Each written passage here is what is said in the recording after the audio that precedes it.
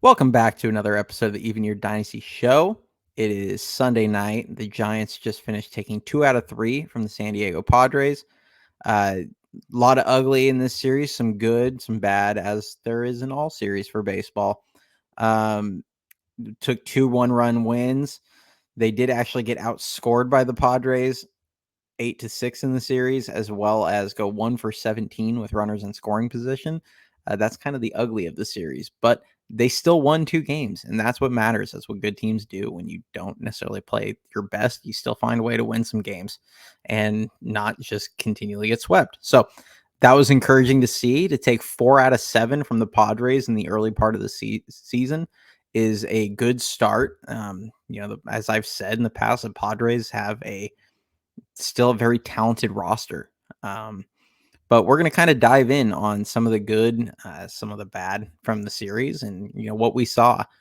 Now, start off. I want to give a shout out to the guys over at Nosebleeders Sports. For those of you that haven't followed them, you should go. Smash the subscribe button for them. I just joined them for an episode of their show today. I'll put the link to that video in the description. As well as if you like my content, like the video, subscribe to the channel. I appreciate all the support. So, the good from the series, the pitching. I think that was first and foremost. The pitching was excellent as a whole.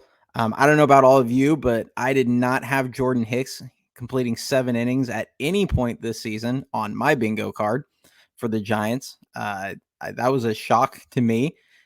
He has been really efficient, limiting. I'm not sure if he even has a walk this season yet. He might have one, but he's gone through 12 innings and 2 starts. They've actually kept his pitch count pretty reasonable. So that's very encouraging. Now, I do have concerns with Hicks, as I've voiced on every episode. And unfortunately for him, nothing he can do right now is going to change that. Just because he's never really gone a ton of innings in a season. So I'm worried about like what it's going to look like at the tail end of the year. But I mean, the early returns are phenomenal from Jordan Hicks. It's really impressive what he's been able to do. And, kudos to him for going into free agency and saying, I'm a starter and I'm going to go where I can go be a starter. So good for him. That's awesome to see. Keaton Win had a rough first inning. To his credit, Jung-Hoo Lee misplayed a ball in center field that he misjudged. And then also he had a strike 3 that he didn't get from the umpire that should have ended the inning on Kim, and then followed up with the home run to Profar. So unfortunate, but at the end of the day, he did give up 4. But I do give him credit because after that, he settled in and he got through 6 innings. The fact that a lot of these guys are getting 5, 6, and now we've had a couple guys get 7 innings. That's really good to see. I think a lot of us were worried about them, wearing out the bullpen early in the season, and the starters are doing a good job of getting at least some length into the games. It's the modern game. You can't, the days of consistently getting 7 or 8 out of, most of your starters are long gone. But if they can consistently get at least 5, the bullpen should be able to stay pretty fresh as a whole, especially because some of the guys are able to get deeper into games. Logan Webb's probably going to be the most consistently getting into the 6th, 7th inning of all of them. But now we have Snell tomorrow, who isn't known for going deep in games. I'd really anticipate him to only get 4 or 5, especially tomorrow being the first start. But hopefully he can at least do that, give them a chance to win. They are coming up on a stretch with Washington, then Tampa, then Miami. Washington and Miami aren't good teams, at least right now in the early part of the season. They're struggling a lot. So they have a chance now. They're 4-6. The opening 10 was a tough stretch. We all knew that, but now they have 9 games in a row coming up that are, they have a chance to kind of push that back a little bit and have a good stretch there. So we'll see how that goes. Other encouraging things, Michael Conforto still having a really good start to the season. He had a rough game today, but I mean, he has 10 RBIs on the season already, I believe, and he's been really solid. So the bullpen also threw excellently. I mentioned the starters, but I should give the bullpen credit as well. They had a really good series. Landon Roop continues to impress. Doval had a really clean save today. He gave up the one single, but I believe he struck out the side outside of that. So Ryan Walker had a nice inning today, did a really good job. So, the bullpen as a whole is doing really, really good work since the, kind of game one of the Dodgers series. They blew up the first 5 games of the season, and then they've been pretty steady the last 5. So that's been very encouraging. Now, the negatives. There's kind of a lot. The offense was pretty inept in this series. Going 1 for 17 with runners in scoring position is never a good thing. There's a pretty obvious weakness right now amongst the offense. A lot of guys are struggling, unfortunately. But you look at the Giants 7 through 9, and really you can even push that to 6. Tyro has been pretty horrid this season so far. He came up with a huge hit on Friday to get the walk off. So he did look, obviously had a great hit there. He badly needed that, but he has just looked like he's swinging at everything. He's totally in his head right now. He's in a funk. It happens. But the 7 through 9 on the Giants offense of, I'm going to just call them SLAZ, because whoever is playing on that day, Bailey and Ahmed, who, to Bailey's credit, I'm not going to bag on him. He's actually playing. He's hitting the ball well right now. He's swinging it pretty decently at the moment. So he's been hitting, but there's just almost zero threat there. You have the SLAZ combination that are like 1 for 22 on the season now. Mike Yastrzemski is 1 for 15 with 8 strikeouts to this point. And he looks just so far in his own head. I mean, when he tries to bunt in a 2-1 count, which I don't know how many times we've actually seen Mike Yastrzemski bunt in 5 years in San Francisco. When he goes out and he tries to bunt in a 1 strike count, that's how he is just not in it right now mentally. Like something's going on in there, and he is in a deep funk at the moment. So that was my first reaction to seeing that. And he goes 0 for 2 with another 2 strikeouts today, and Slater comes in, pinch hits, goes 0 for 1. They're just not swinging the bat well at all. And then Bailey, we'll see what happens, especially when he's playing against a lefty. He's not good from the play. He's not a great hitter, especially from the right side.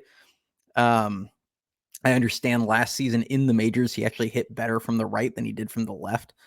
I don't anticipate that being the case going forward, considering if you look at his minor league career, he was horrid from the right side of the plate against lefties, and he was actually really good from the left side. So I think he could be a decent hitter at some point. I actually really think, kind of similar to how it was with Pablo, you almost want them to just get rid of the switch hitting and just have him hit lefty, because he's much better from that side.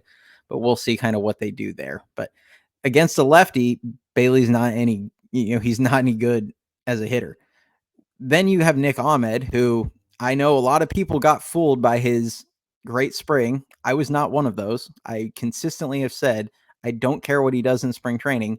He's an all glove player. Like he's not, glove first. He's just glove only. He is not a major league hitter at this point in his career. If you look consistently at his bat, it's been terrible for years now. And so now you go to the bottom of the Giants order right now, and really 6 through 9 feel like almost automatic outs. I mean, Bailey has been playing decently, but especially against a lefty, 6 through 9 feel like just, what are we doing here? So that's a problem. You can't have a third of your lineup be glove only players or guys that just are a zero at the plate at the moment. So it's something they're going to have to look at. Unfortunately, I did some digging on the whole service time thing, and I don't anticipate seeing Matos or Luciano for at least another week minimum, because unfortunately, and this is really more unfortunate for Matos, I think we all knew Luciano would have not a bunch of service time accrued or anything like that, because he only got about 40 something plate appearances last season.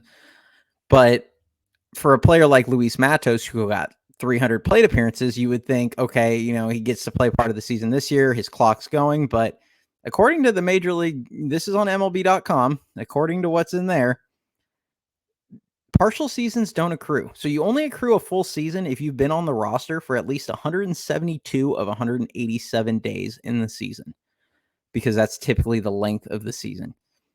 And that's either on the active roster or on the injured list because you got hurt while being on the active roster. So if you don't have that, if you don't reach 172 games, you don't accrue a year of service towards like getting to arbitration and all that stuff. So Luis Matos, who spent 100 some odd days on the active roster last season, did not meet that requirement. Well, now partial seasons can't be combined. So now, they still have 6 years of control for him. Now, if they push him back long enough, same thing with Luciano, if they push him back long enough, they get him for this year, they don't accrue a year of service, and then they end up having 6 more years after this season. So that's something the Players Association is going to need to fix because, quite frankly, Matos is kind of getting screwed over on that. But it's what every team does. The Orioles are doing it with Jackson Holiday. They all play the service time game. They're going to make up whatever excuse they can that, they needed to work on X, Y, and Z. But in all reality, they're playing the service time game. So sucks for Matos, but I think honestly seeing that, I could almost guarantee you that's playing a factor into their decision making. So it's probably going to be at least another week plus before you see either of those guys possibly get pulled over or get pulled up. And it gives the Giants an excuse that they can let the veterans get their look. And frankly, I if they were showing any signs of life, they might get a month or 2 months or something like that. But I mean, I'm sorry if the Giants are just trying to play the service time game, the second he's eligible, he needs to come back up. If Yaz or Slater don't start swinging the bat even semi decently. And you can make the argument for Luciano because another bad from this series, a major takeaway, and I've seen it in a few of the other games too, or in the first couple series, is Nick Ahmed's throwing is a problem. When you are a glove-only player and you provide zero value with your bat, you better be good defensively in all aspects, not just fielding the ball, which even fielding the ball has been relatively questionable because I don't hold the Patrick Bailey throw in the opener against him. That was just a terrible throw in my opinion. But even the Jordan Hicks one, where he went to turn the double play, and yes, was it a perfect throw? God, no. Was it even a good throw? No. But it was a throw that, at the bare minimum, Nick Ahmed should have knocked down. I mean, I understand his momentum's going towards second base. The throw was slightly behind him.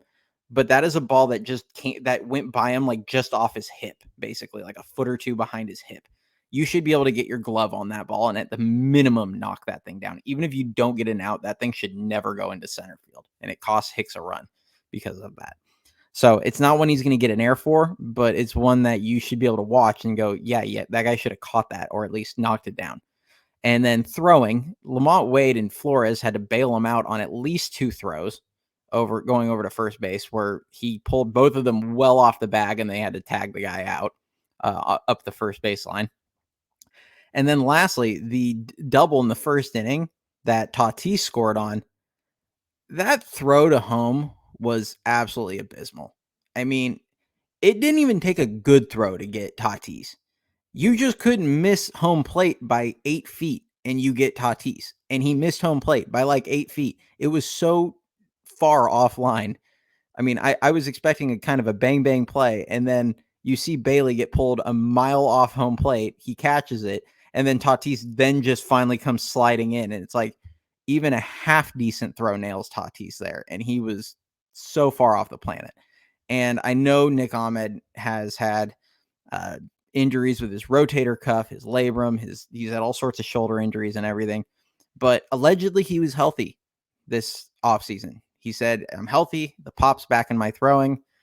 Well, my eyes and a lot of people's eyes probably disagree with that assessment. His throwing still looks like a problem. And that's something that if they are going to hold Marco Luciano back because you're counting on the defense, he better provide the defense. And I'm not saying he hasn't provided any value defensively, but it's starting to get more and more questionable what the value is when he continually is making these mistakes, errors, whatever you want to call them, at shortstop. So, yes, Marco Luciano is not a good defensive shortstop, but at some point you're going to have to decide if what's looked like marginally better defense at short is worth keeping Luciano's bat back, which could be a difference maker for this lineup. Not trying to put that expectation on him, but it could potentially spark the offense a little bit, and probably pretty confidently would be more valuable than what Nick Ahmed has produced in the box thus far. So that's kind of all I have from this series. Those were my takeaways. The offense really needs to get going. It was really good to see Matt Chapman get that base knock in the ninth today. He's been scuffling since that 2 home run game in San Diego. Jung-Hoo Lee, he's looked okay. Defensively, he's fine. It's an adjustment playing in San Francisco. That play in the sun, I mean, it is what it is. It's a learning curve in San Francisco, and we all knew it was going to be a learning curve for him coming over. I think a lot of people got super excited from that first weekend, that first series. I did too, but he hits too many balls into the ground. He's going to have to start getting those at least a little airborne, just get more line drives. Because he's hitting a lot of really like soft grounders to the second baseman, for instance. But overall, really encouraged what I've seen from him. I think he'll continue to get better and better as he learns the league and he learns the pitching and he adjusts to it. It's why when they got him, I felt like it's more a move for 2025 and beyond, because he's likely to struggle this season, like almost every other player that comes over from Korea does. Even, Ha-Sung Kim, who's an excellent player right now for San Diego, was not very good his rookie season in San Diego. So he was barely above a replacement level player. So this is not abnormal. So just something to keep in mind. We have to kind of temper our expectations with him. But other than that, that was kind of my takeaways. Let me know what you guys think in the comments. And let me know if there's anything else, any other topics you guys want me to talk about. I will do the minor league update. It'll either get put out tomorrow night or Tuesday morning. We'll kind of see timing wise on that one. I think my goal is going to be to get it out by Tuesday morning every week. So that'll be kind of when to expect to see that. But other than that, that's all I've got today. As I said, go Giants. Hopefully they can get going tomorrow or continue the good mojo tomorrow with Blake Snell against Washington. They can win another series against them. But until then, go Giants.